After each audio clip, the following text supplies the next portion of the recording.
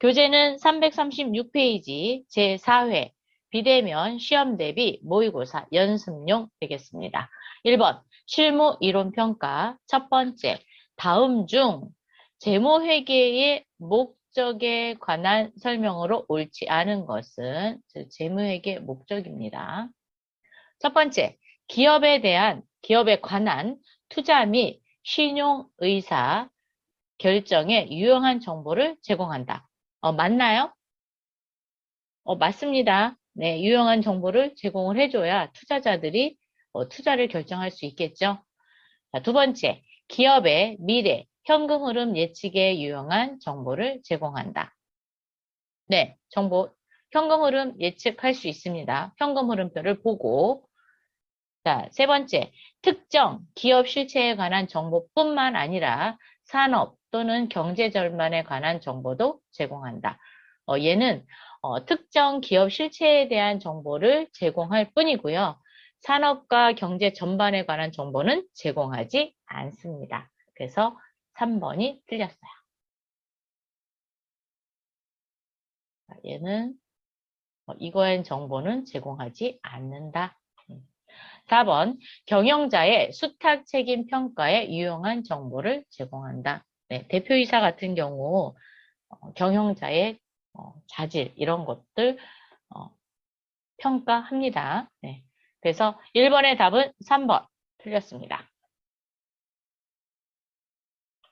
두 번째, 다음 중 현금 과부족에 대한 설명으로 옳지 않은 것은 현금 과부족이라는 건 현금이 넘치거나 또는 현금이 부족한 현상이 일어났을 때 임시적으로, 즉 그 금액을 찾기 전까지 임시적으로 이렇게 모아놓은 그런 계정이 현금 과부족이거든요. 자, 1번 현금의 실제 잔액과 장부 잔액이 일치하지 않는 경우에 발생한다. 네, 맞습니다. 실제 잔액과 장부 잔액의 차이를 나타내는 거고, 현금 과부족 계정은 임시 계정이므로 재무상태표에 계상할 수 있다가 아니라 계상할 수 없습니다. 얘가 틀렸습니다. 현금 과부족이라는 건 재무상태표에 나타낼 수 없어요. 왜? 임시 계정이잖아요. 그러니까 잠시 사용하는 계정이기 때문에 반드시 결산까지 확인이 안 되면 잡손실 또는 잡이익으로 털어내셔야 됩니다. 자, 세 번째, 일치하지 않은 원인이 밝혀지지 않은 경우에 잡이익 또는 잡손실로 처리한다. 네, 좀 전에 잡이익 또는 잡손실로 처리해야 된다 그랬죠? 네, 그 얘기합니다. 자, 네 번째, 잡손실 계정의 경우 영어 외 비용 항목이다. 네, 잡손실 영어 외 비용입니다. 그럼 잡이익은 영어 외 수익이겠죠? 네. 자, 그래서 답은 2번이 틀렸습니다. 3번, 유가증권과 관련한 다음의 설명 중 적절하지 않은 것은 유가증권에는 지분증권과 채무증권이 포함된다. 자, 여러분, 지분증권이 뭐고 채무증권이 뭘까요? 일단 지분증권은 회사에 그 영향력을 미칠 수 있는 것. 가장 대표적인 게 뭐예요? 주식. 네, 주식이 해당이 됩니다. 주식.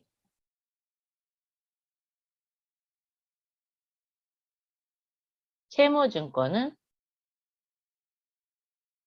채권이죠, 채권. 자, 채권. 그래서 채권에는 뭐 어떤 것이 있냐. 이거 채권 그러니까 또 여러분이 저기를 생각하는데 이 채권에는 대표적인 게 사채. 그리고 국채. 국채는 국가가 발행하는 거죠. 지방채, 공채 이런 것들이 있습니다. 그런 채권들을 채무증권이다 이렇게 이야기합니다. 두 번째, 주로 단기간 내에 매매 차익을 목적으로 취득한 유가증권으로 매도가 빈번하게 이루어지는 것은 단기 매매증권으로 분류한다. 네, 단기 매매증권으로 분류합니다. 조건이 뭐예요? 단기간 내 매매 차익 목적으로. 그리고 매수와 매도가 빈번하다. 즉 시장성이 있다라는 얘기죠. 이런 경우에는 단기 매매증권으로 분류할 수 있습니다. 3번.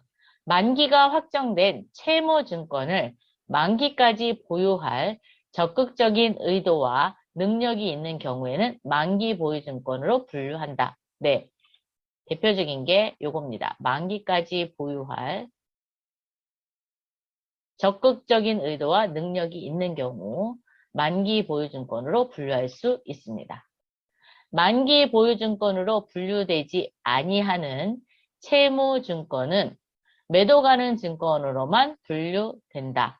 매도 가는 증권으로만 분류되는 게 아니라 목적에 따라서 즉 단기간 시세 차익 목적이다. 그러면 채권도 단기 매매 증권으로 분류할 수 있어요. 네, 그래서 4번의 답에서 틀린 거는 채무증권이 뭐뭐으로만 즉 매도 가는 증권으로만 분류된다. 그랬기 때문에 틀린 겁니다. 그래서 답은 4번이 답입니다.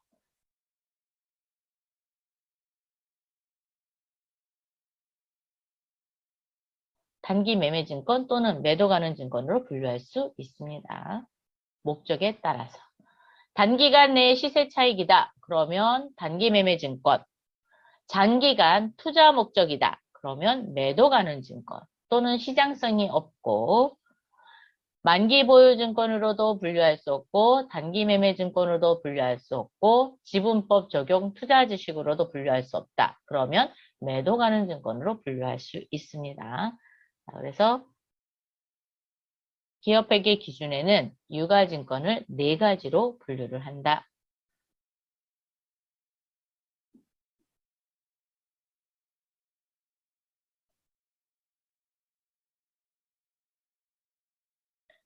(4번) 다음은 5월 10일 합계 잔액 시산표의 일부이다. 매출처 주식회사 수분뷰티의 파산으로 인해 외상매출금 잔액 65만 원이 회수 불능으로 판명되어 대손 처리하고자 한다. 바르게 회계 처리한 것은 즉 외상매출금을 그러니까 외상으로 물건을 팔았는데 그 대금을 못 받게 됐어요.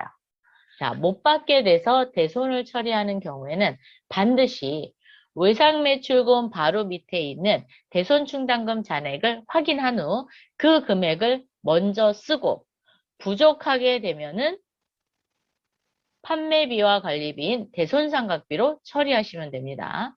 자, 그러면 우리 합계잔액 시간표 일부를 볼게요. 외상매출금 바로 밑에 대손충당금이 얼마 있어요? 18만 원 잔액 남아 있습니다. 65만 원 중 18만 원을 먼저 끌어다 쓸 수 있다라는 걸 알 수 있어요. 자, 그러면 차변에 대손충당금이 18만 원이 있는 거를 먼저 체크할게요. 여기 있네요, 여기.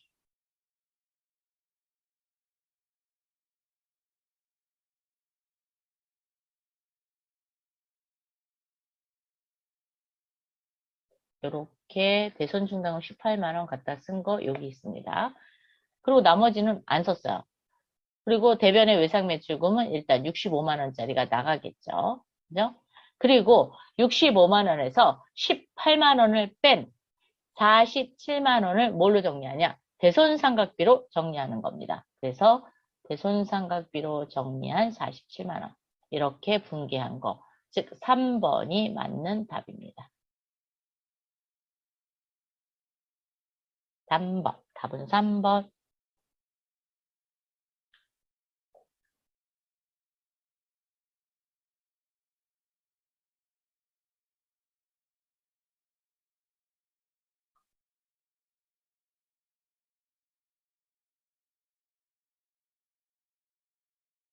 자, 5번.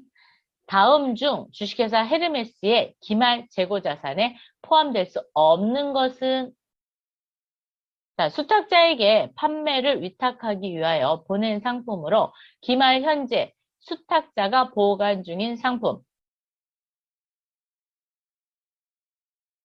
즉, 우리가 직접 파는 게 아니라 다른 회사한테 팔아달라고 준 거예요.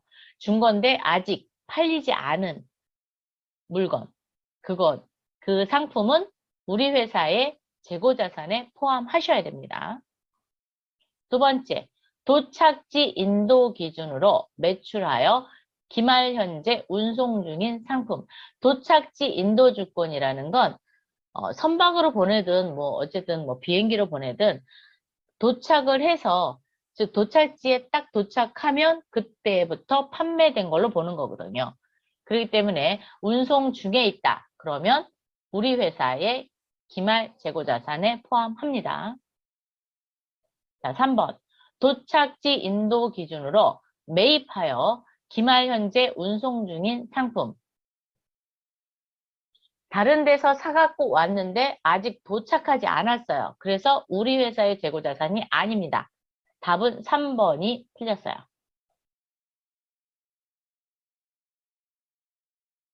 금융기관으로부터 자금을 차입하고 그 담보로 제공된 상품. 그것도 우리 회사 재고자산이죠. 네. 자, 답은 3번이 기말 재고자산에 포함할 수 없습니다. 즉, 남의 회사 재고자산이에요. 네. 아직 도착하지 않았기 때문에.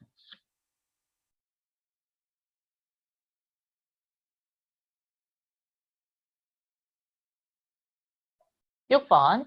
다음 중 재무상태표의 유동부채와 비유동부채 분류 기준으로 옳지 않은 것은 자, 분류 기준이 되어 있네요. 일반적으로 보고기간 종료일로부터 1년 이내에 상환해야 하는 부채를 유동부채로 분류한다. 네, 맞습니다. 밑줄 그세요.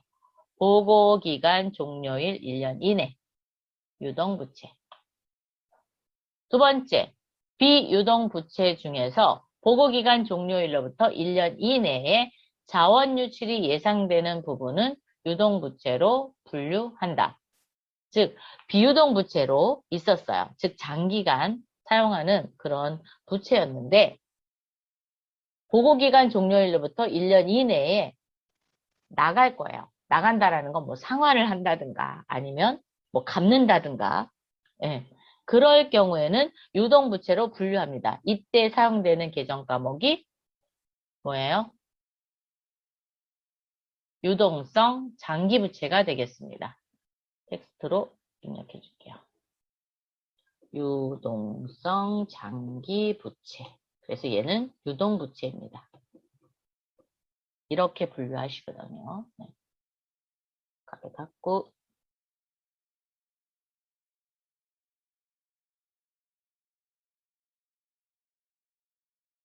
이렇게 됩니다.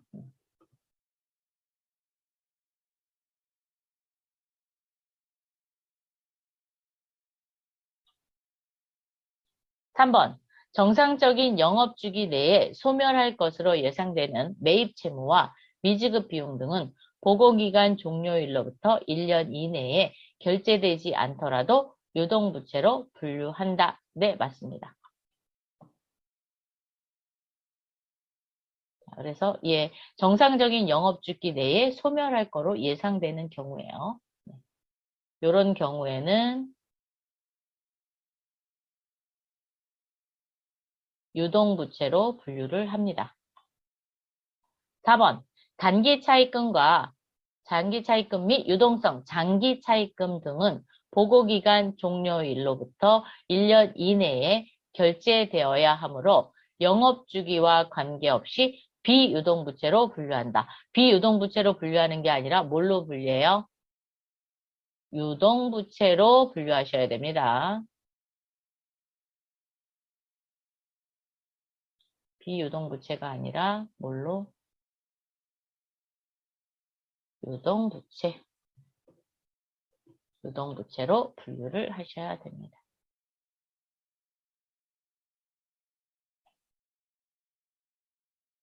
아이고, 너무 내려갔네. 네, 이렇게 해서 6번의 답은 4번. 틀렸습니다.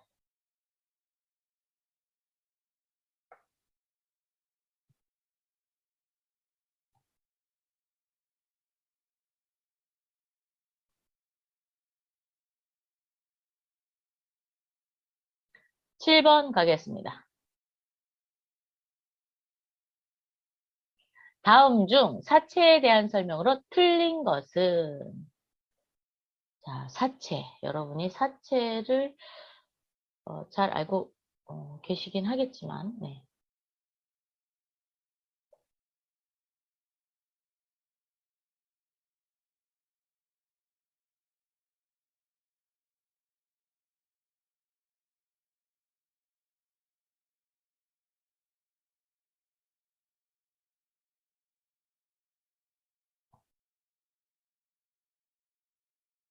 사체에 대해서는 여러분이 어디를 보시냐면 교재 58페이지에 있는 내용을 좀 살펴보세요. 나중에. 네. 58페이지에 있는 교재를 좀 활용하시기 바랍니다. 첫 번째, 사채 할인 발행 차금은 유효이자율법으로 상각하고 그 이자를 사채 이자에 포함한다. 할인 발행 차금인 경우에는 네, 사채 이자에 포함이 됩니다. 그래서 1번은 맞는 설명이고요. 두 번째, 사채 할인 발행 차금은 당해 사채의 액면가액에서 차감하는 형식으로 기재한다.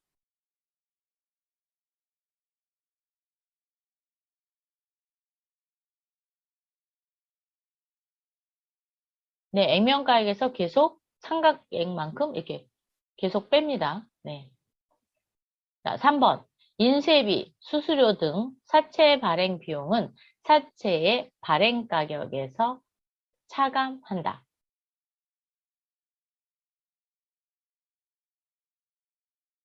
네. 인쇄비하고 수수료 비용은 사채 발행비 이런 비용으로 별도로 구분하는 게 아니라 발행 가격에서 빼시면 되겠습니다.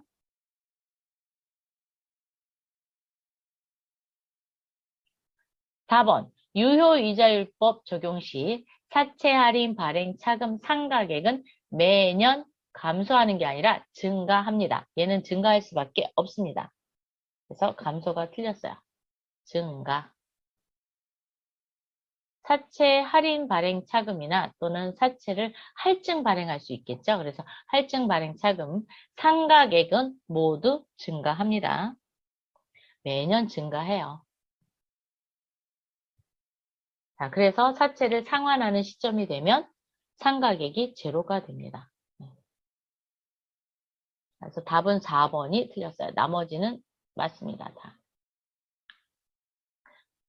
특히 사채 발행 비용은 사채 할인 발행 차금이 있다. 그러면 거기에 더하고 사채 할증 발행 차금이 있으면 거기서 빼시면 되겠습니다. 네. 자, 8번. 다음 중 부가가치세법상 재화의 공급에 해당하는 것은 사업장별로 그 사업에 관한 모든 권리와 의무를 포괄적으로 승계시키는 사업 양도의 경우 재화의 공급으로 보느냐 안 보느냐 그 얘기예요. 재화의 공급으로 보지 않습니다. 왜? 포괄적으로 승계했기 때문에 그럴 경우에는 재화의 공급으로 보지 않습니다. 자, 두 번째, 대가로서 다른 용역을 제공받는 계약에 따라 재화를 인도한 경우에도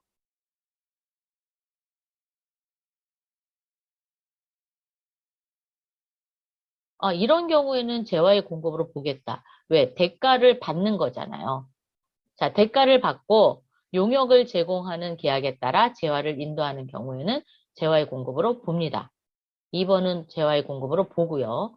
세 번째는 양도 담보의 목적으로 부동산상의 권리를 제공하는 것. 얘는 재화의 공급으로 보지 않아요. 왜? 담보 목적이잖아요. 네 번째, 건설업자가 건설 자재의 전부 또는 일부를 부담하는 경우, 건설업자가 건물을 지어주는데 건설 자재 전부 또는 일부를 부담하는 경우는 이런 경우에는 이거는 용역의 공급이거든요. 그래서 얘는 용역의 공급으로 보는 거, 재화의 공급이 아닙니다. 자, 그래서 답은 2번.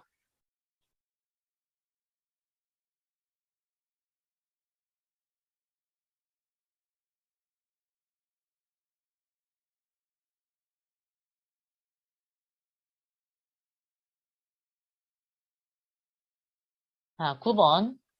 다음 중 전자세금 계산서에 대한 설명 중 옳은 것은 법인과 직전 연도의 사업장별 재화, 용역의 공급가액의 합계액이 2억 원 이상인 개인 사업자는 전자세금 계산서를 발급하여야 한다.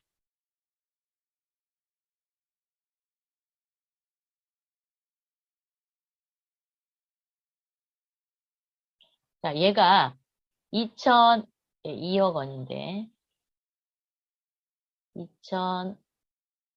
2022년 7월 1일부터 2억 원입니다. 그래서 얘는 맞아요. 설명이 맞는 설명입니다. 네. 이게 2022년 7월 1일부터기 때문에 2억 원. 근데 그 전, 즉 2022년 1월, 그러니까 6월 30일까지는 3억 원이었어요. 네. 전자세금 계산서 꼭 발급해야 되고요. 두 번째, 전자세금 계산서는 재화, 용역의 공급일이 속하는 달에 다음 달 10일까지 발급할 수 있다. 네, 10일까지 발급하실 수 있습니다. 대신 발급은 10일까지 할 수 있지만 발행일은 말일자로 발행하셔야 돼요. 3번, 발급한 전자세금 계산서는 작성 연월일이 속하는 달에 다음 달 10일까지 발급 명세서를 국세청에 전송해야 된다. 전자세금 계산서는 작성 연월일이 속한 달해가 아니라 발행한 날 다음 날입니다. 다음 날까지 무조건 전송하셔야 돼요. 전자세금 계산서는 발급한 날 다음 날까지는 국세청에 전송해야 된다. 그래서 3번 틀렸어요. 개인 사업자의 경우 전자세금 계산서 발급 명세를 국세청에 전송하지 않아도 전자세금 계산서 발급에 대한 세액공제를 받을 수 있다.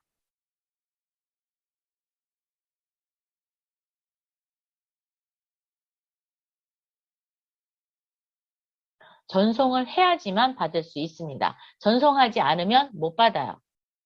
자, 그래서 여기 전송하지 않아도가 틀렸어요. 전송을 해야지만 세액공제를 받을 수 있습니다. 얘도 틀렸고.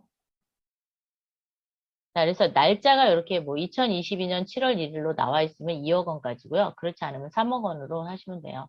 그래서 답은 어쨌든 2번 답입니다.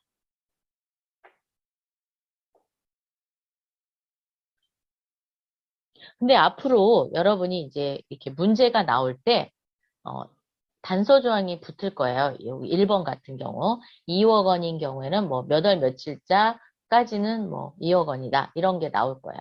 그래서 7월 1일부터는 2억 원, 7월 1일 이전은 3억 원이었습니다. 10번. 다음 중 부가가치세의 과세표준 또는 공급가액에 포함되는 항목은 공급에 대한 대가의 지급이 지체되었음을 이유로 받는 연체이자. 지체되어서 받는 연체이자는 공급가액에 포함하지 않습니다.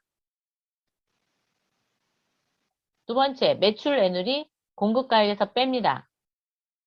공급받는 자에게 도달하기 전에 파손된 재화의 가액, 도착하기 전에 파손됐으면 뺍니다. 할부 판매의 경우 이자 상당액은 공급가액에 포함됩니다. 그래서 4번이 답입니다. 할부 판매라는 건 대금을 이렇게 나눠서 내는 거잖아요. 그래서 나눠서 내는 거에 대한 이자는 공급가액으로 들어갑니다. 그래서 10번까지 실무평가 이론 문제를 모두 풀어봤습니다. 다음에 또 만나요. 수고하셨습니다.